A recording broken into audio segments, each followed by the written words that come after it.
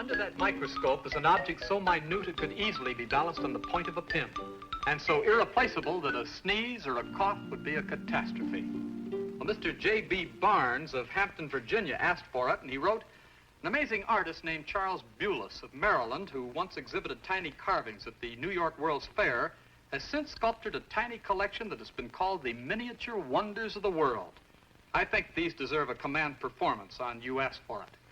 Well, Mr. Barnes, words cannot describe these miniature world wonders, so through the modern miracle of microscopic photography, we'll let them speak for themselves.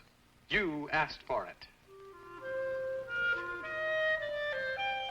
Here are some of Charlie's biggest carvings.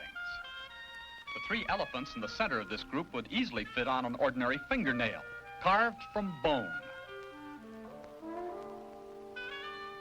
Such items are for beginners.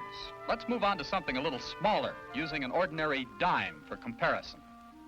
Now, this tiny wonder is carved from, of all things, the seed of a grape, as are several items of Charlie's collection.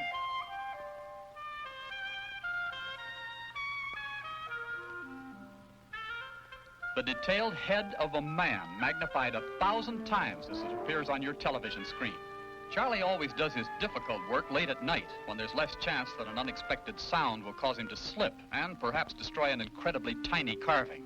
These pliers are made from the tip of a toothpick. The needle point shows that they actually work. Charlie began his carving 25 years ago in the Navy, but it wasn't until some time later that he turned to microscopic miniatures. Then, as his talents developed, his products became smaller and smaller. This is a single grain of rice, but the figures of 10 different men are carved on it in minute detail. Under powerful magnification, any schoolboy could identify the scene, Washington Crossing the Delaware, carved on a grain of rice. The chair you see will actually fit through the eye of a needle, but because even the slightest draft might blow it away, it was cemented to the slide for this microphotography. And here's another chair, even more perfect in detail. It's held in place with a strand of human hair, and you can compare its size to the head of an ordinary pin. To execute these miniature carvings, Charlie Buellis first has to make his own tools using the finest steel wire available. Right now, he's demonstrating how the material for his masterpiece, the world's smallest carving, was made. This is rice being ground to powdery dust. Beginning with a single fleck of this dust, Charlie created the smallest work of art ever attempted by man.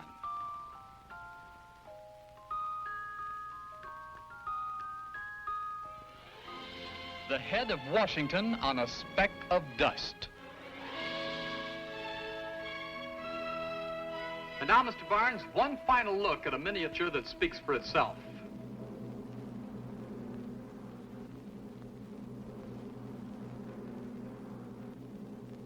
You asked for it.